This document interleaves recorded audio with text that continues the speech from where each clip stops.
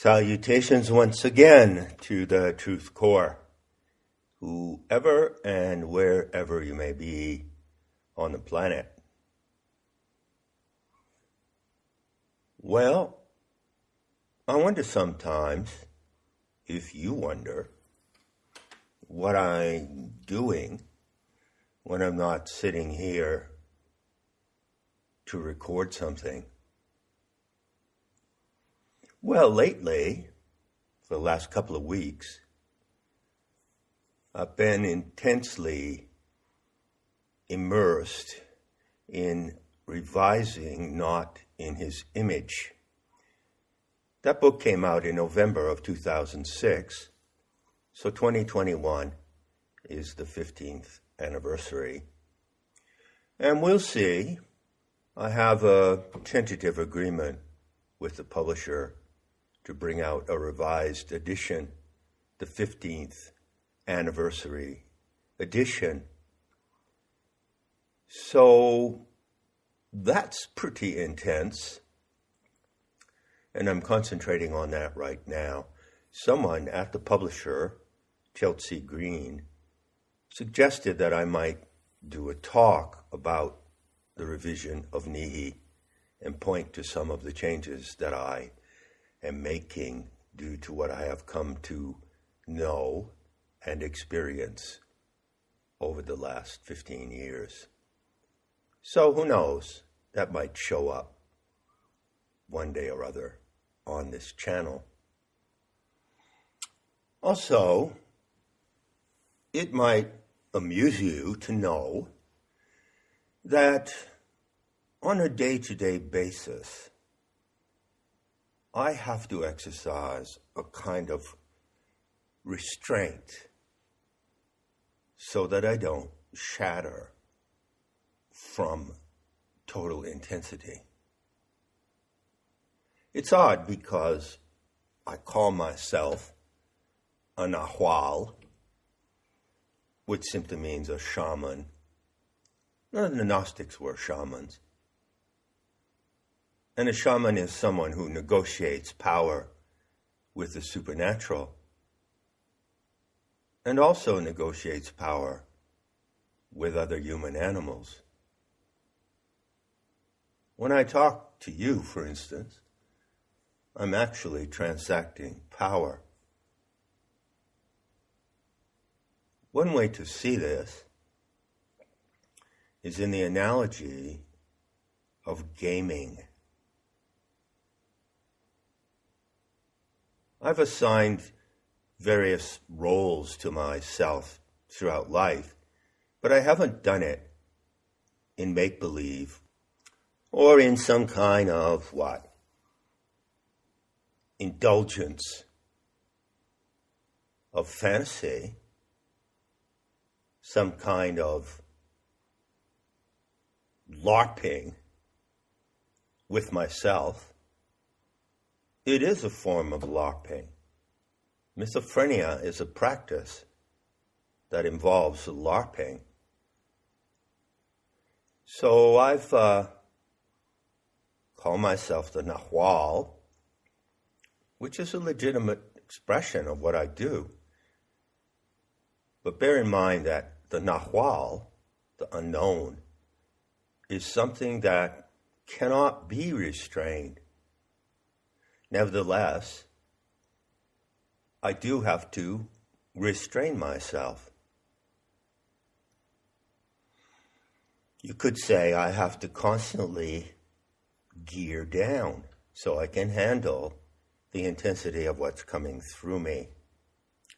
Now, I just mentioned a gaming metaphor. Why did I bring that up? Well, that refers to another aspect of my LARPing. I also describe myself as a dealer, like in a casino. And with that identity, call it a fictional or imaginary identity, I actually put a name on activity. I don't just make it up on no basis. So the particular activity of a dealer is to deal. And dealing in a game of cards involves stakes. There has to be something at stake in the game, you see? So you could say that dealing is also a metaphor or trope for transactions of power. Now, my specific role as a dealer is, let me say, it has an elaborate profile. So I am a dealer in Kali's casino. Now, Kali owns the house, and I deal for the house, you see. And in particular, I deal at a table where you can come and play blackjack, or more specifically, black diamond jack. So that's my game, black diamond jack, also called 21. And I have a feeling that 2021 might be the year of my game. There's a saying in planetary tantra, fate is a dealer's game. So when you find yourself at any moment in front of your fate, it's really as if you're sitting across the table from me in Kali's casino, and I'm dealing. I'm always dealing your fate.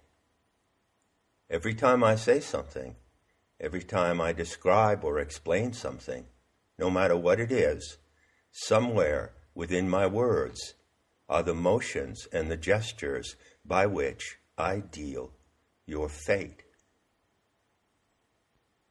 Now, if you think that's a pretty grandiose idea, if you think that it indicates that I have a grandiose notion of myself,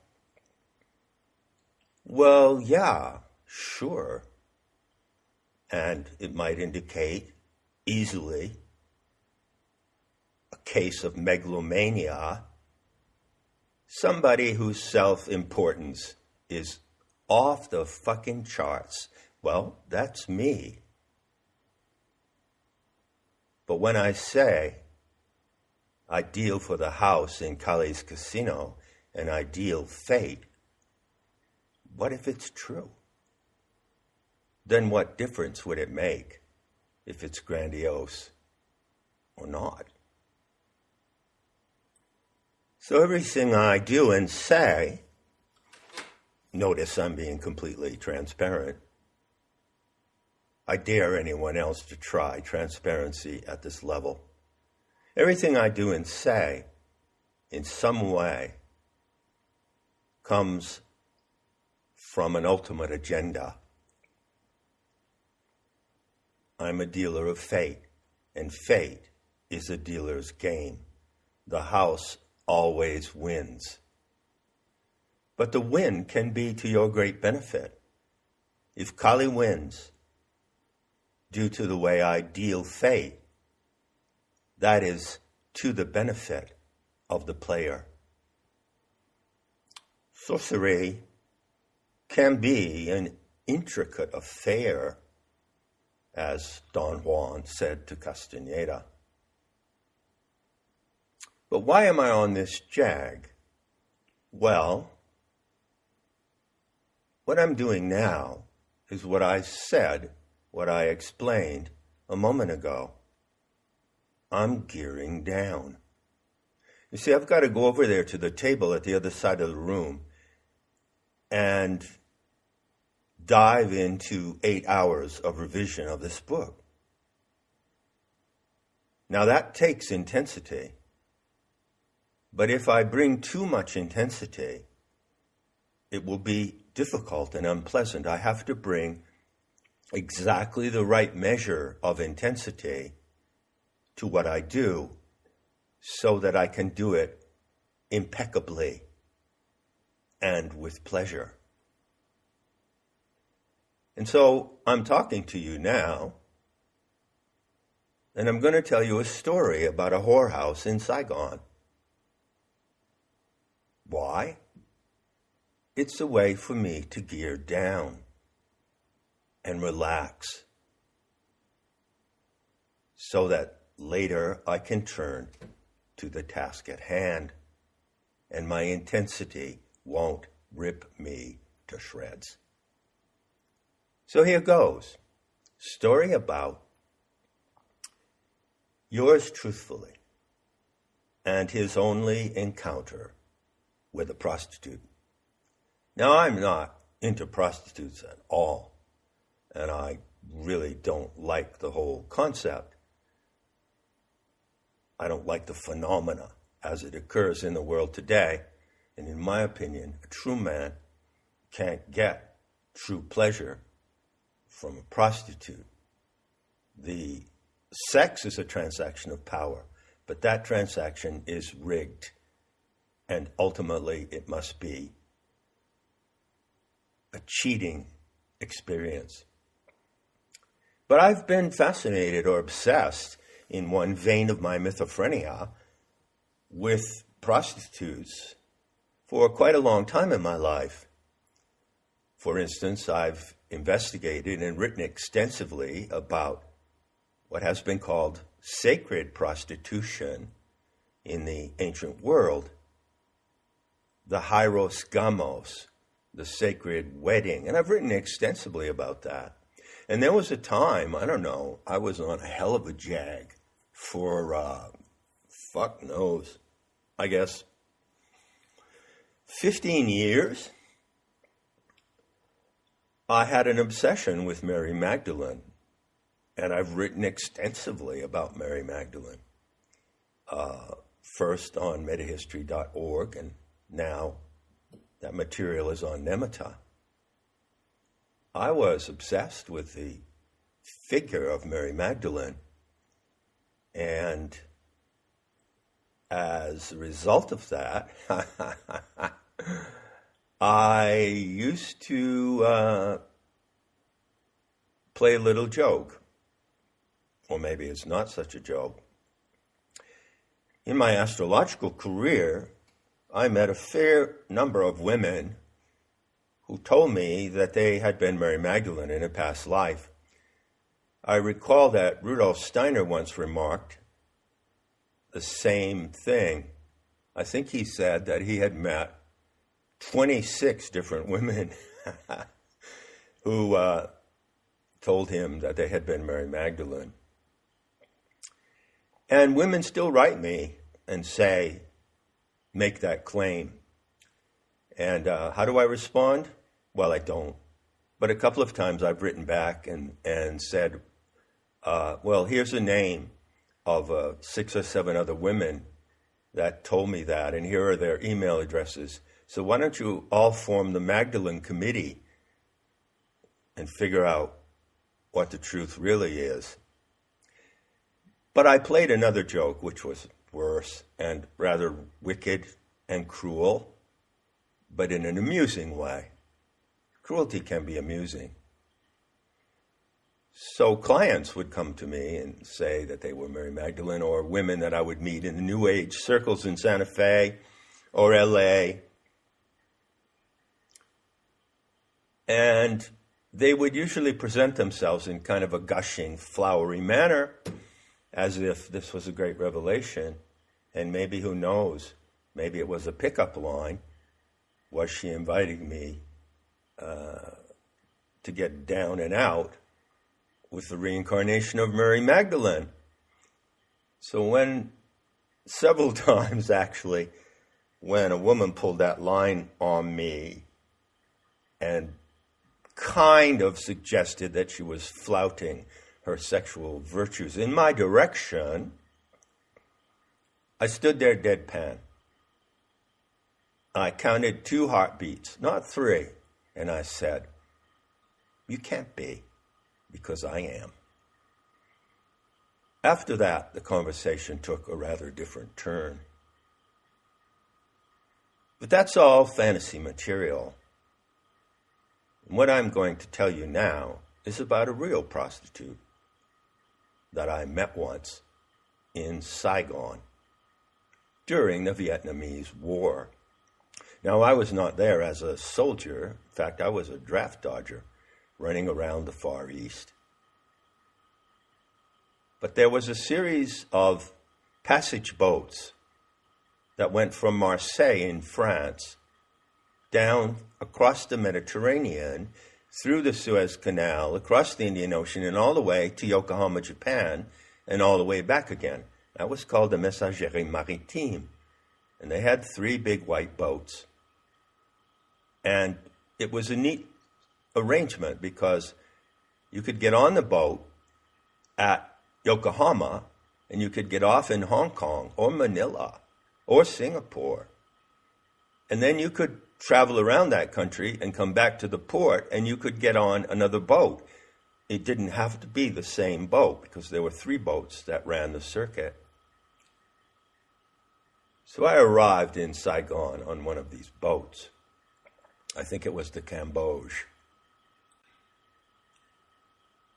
And it was a beautiful, warm, cool fall evening, early fall in Southeast Asia. And I got off the boat down the gangplank and I walked into town and just kind of looked around. Saw the cafes, saw many soldiers, many merchants, guys pedaling around in their little rickshaws, food stands. Exotic, charming place, chaotic. The sound of mortars and gunfire came up occasionally in the background. So I sat there at a cafe for a moment, having a cup of tea, and I watched those Vietnamese lassies parade to and fro. Now, they have a national costume, you know. I don't know if they all dress in that costume now, considering that the world is going to rack and ruin and all the good and beautiful, simple customs of the human races are degenerating, thanks to you-know-who. But in those days, they wore the áo doi, the national costume for women. And this is a most elegant garment. It's made of diaphanous white cotton, so you can catch the outline of their bodies beneath it. And it comes all the way down to their ankles. It's formally cut in the top section with rather square shoulders. It's modest. It doesn't reveal the body of the woman. It does something more powerful. It suggests her body. It suggests the beauty of her figure and the grace of her movement. And so sexual beauty fumes out of the body of these lovely, thin Vietnamese girls and women on the street of Saigon, where I'm sitting. So I went there with the intention of doing just that, hooking up with a prostitute. And of course, that intention can be read very clearly in certain social situations. So I just sat there and looked around and made myself available, and sure enough, in no time at all, someone showed up, a rickshaw driver, pulled up his rickshaw to me, spoke a little broken English. I made it known to him what I was looking for. He said, climb in, and off we went. So he pedaled me out a little bit on the outskirts of town to this large 2-story house, which just looked like a big shack, really. And he left me off there, and we made an agreement that he would come and get me the next morning at 9 o'clock, because I had to get back to the boat, because we were sailing down to Singapore the next day. So I went in, and there was a madam, the manager of the joint. It was fairly early in the evening, around 9. And there were the whores, the Vietnamese whores. And they were all standing in the salon, in the entry room. There wasn't really any action going on. So I had my choice. So the madam lined them up. They were clothes, but they were wearing almost like rags, just like little skimpy cotton shorts and T-shirts or blouse. They all stood there in a line. And I looked at one, and I said, "I'll take that." And the madam said, who spoke broken English, "All right," and she gestured to the girl. He stepped out of the line, and I turned to the madam, and I said, "Well, what's her name?" And she said, "Her name is Yung. Yung. Yung. Y-U-N-G. And I thought, that's a nifty name. So Yung and I climbed up the narrow staircase to the second floor. And there was probably 5 or 6 rooms up there. They had no doors, only dirty blankets hanging in the doorway. She pulled aside one blanket, and I walked into a corner room that was completely dim. It had a dim light bulb hanging from the ceiling. No furniture, just a bed. And on the bed, there were no covers. It was warm. And so there we were. This experience cost me $5 American, by the way. So there I was with my $5 Vietnamese whore. And she immediately slipped out of her skimpy clothes and lay down on the bed, on her back. And I very carefully moved around the back corner of the room. Very carefully took off my clothes, because I did have my wallet in my clothes. Not that I had very much money, but I must have had a little. So I folded them very carefully and kind of tucked them in the corner to make sure that nothing would happen to my belongings. And I lay down beside her under the cheap, dim, bare light bulb.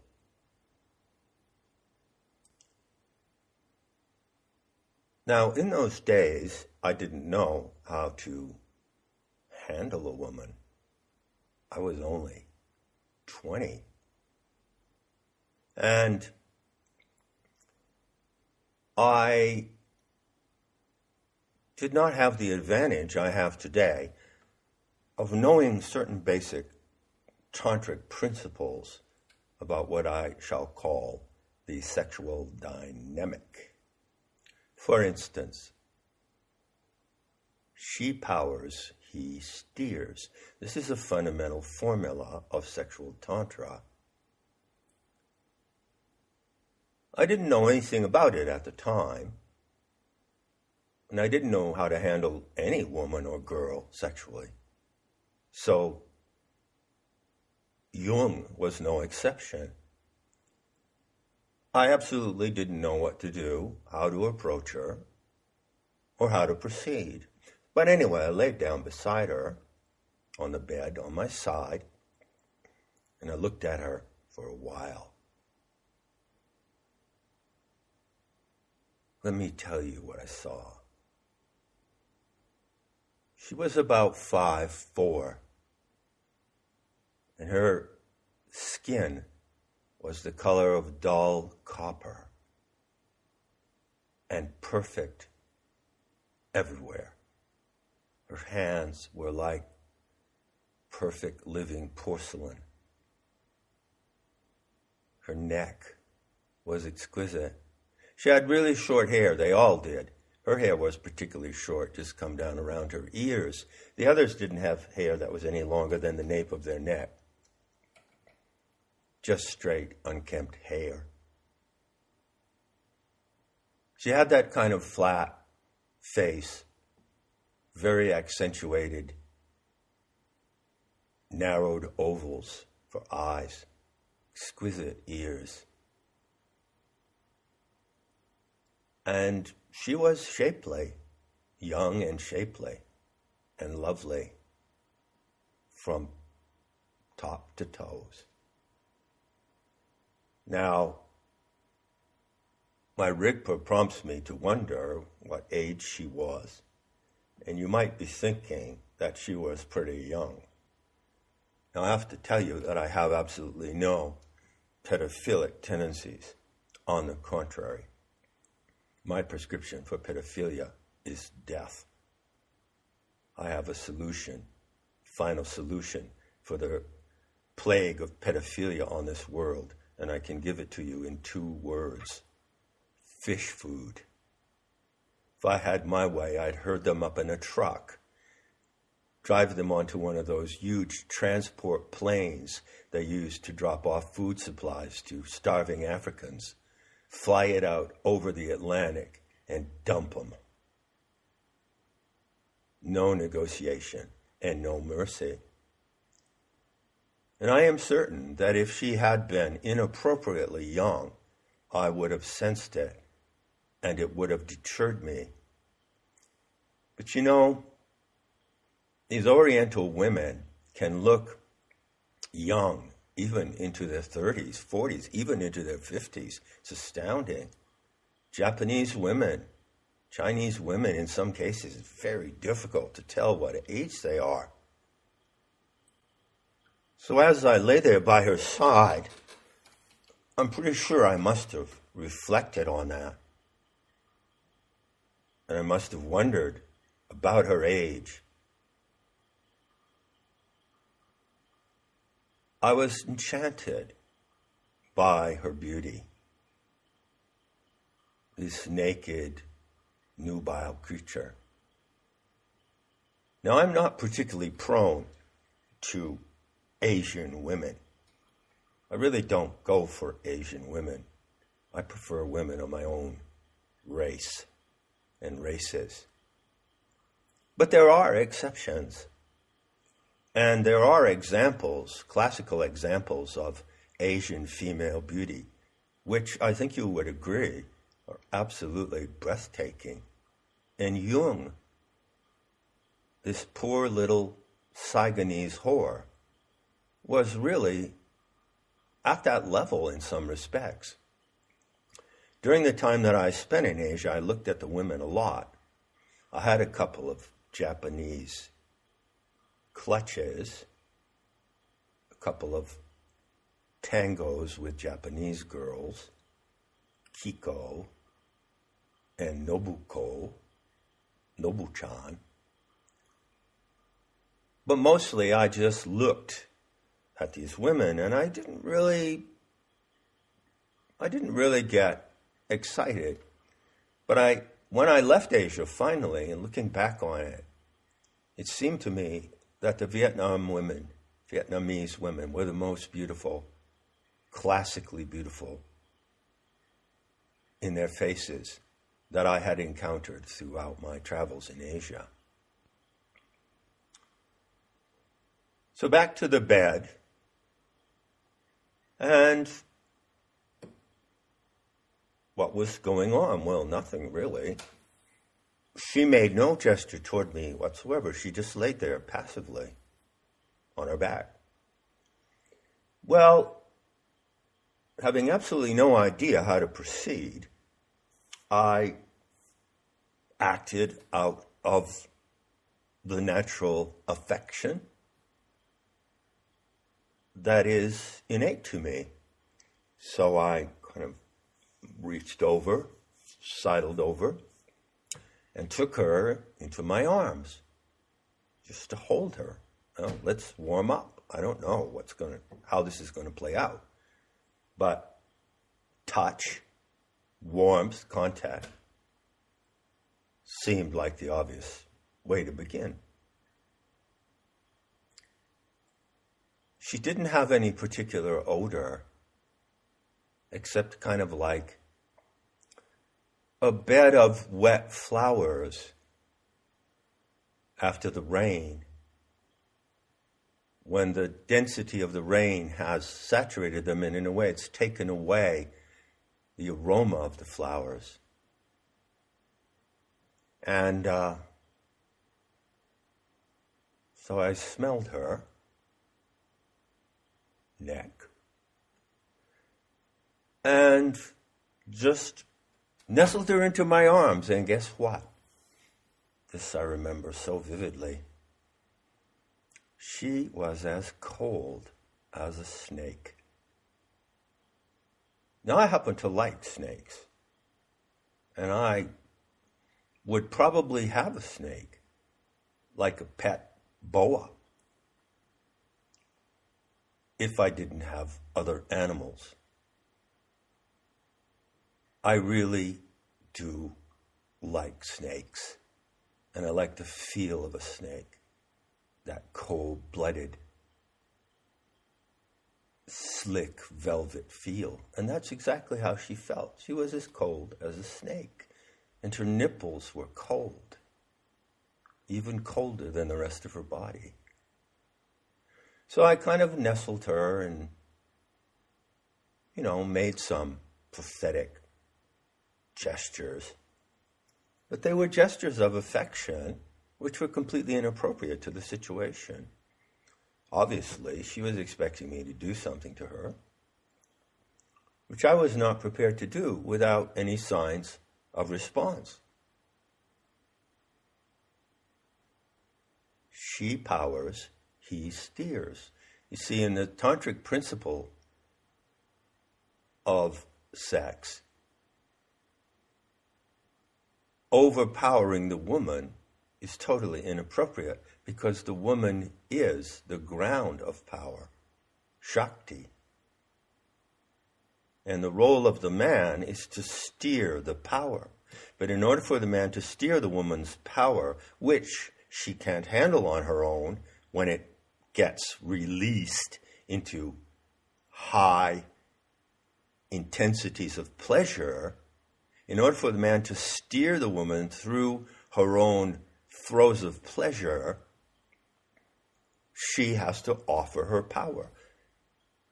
And obviously, Jung was offering nothing. So nothing happened. I just couldn't proceed. There was no possible way.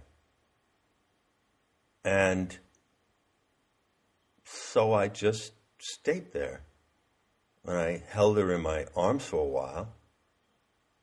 And I kept gazing at her skin. Dull, burnished copper. And all the details of her. Every detail of her. And I put myself into a kind of a trance. And in that way, I guess you could say, I endeavored to profit from my investment of $5. And I stayed there all night. Now, I don't recall if she stayed with me. Probably not. I think at some point she got up and went downstairs and probably was handed off to other customers. But I stayed there in that room all evening. And it was a quiet evening, except for the noise, occasional noise of mortars in the distance, and some rat-a-tat-tat of automatic gunfire around the house, not too close. Now, at one moment, must have been close to midnight or later, I heard a big commotion downstairs. And apparently some customers had come in. I didn't see them, but I gathered that it was a squad of grunts who had gotten off duty, and they decided to hit the whorehouse before they went back to their tents. And so 5 or 6 soldiers came in. I did glimpse one of them. They were in battle gear. They had everything, weapons. They had backpacks, and they scrambled into these different rooms. They made a hell of a noise climbing up the stairs. These were big men, and then each one of them went off into one of the side rooms, which I say had no doors, just dirty blankets hanging in the doorway. And they proceeded to consort with these whores. And it was quite a raucous event. The thumping and the moaning and the grunting was hilarious. And it went on nonstop, and it was loud. And it went on for about, half an hour or so. Quite entertaining. And then it got all calm. And then the morning came. I guess I might have slept a little. Somehow I knew what time it was. I don't know how. I've never worn a watch in my life. But I had to find out. I guess I went downstairs to find out what time it was so that I could keep my appointment with the rickshaw driver and get back to the boat. So it was really, really quiet. It was just a little after dawn. Put on my clothes, and I walked down the stairs back to the salon. And there, the madam was nowhere to be seen. There was kind of a kitchen corner with pots and a gas lighting stove or something. It was a shambles. And against one wall of the salon was a large platform. It wasn't a bed. It was a platform, I'd say. 8 by 10 feet. It had a mattress on it, some shabby blankets scattered around, and pillows. And on that platform, there lay, before my eyes, the 5 Vietnamese whores, sleeping. And they were all sleeping on top of each other, with their arms at different crazy angles, their arms akimbo, their legs twisted, their butts in one direction or another, their heads, sometimes one head on another's shoulder, one head on another's derrière. And I went over and stood there, and I thought, they look just like a litter of pigs. And I walked up very close, and I looked down at them. They were all sleeping sound. Not one of them stirred. A heap of 5 Vietnamese whores. And Jung was there, piled in with them. And it was like a little scene of a litter of pigs. And they were hairless pigs. The only thing you saw on the body of those creatures was the hair on their heads and very thin, fine eyebrows.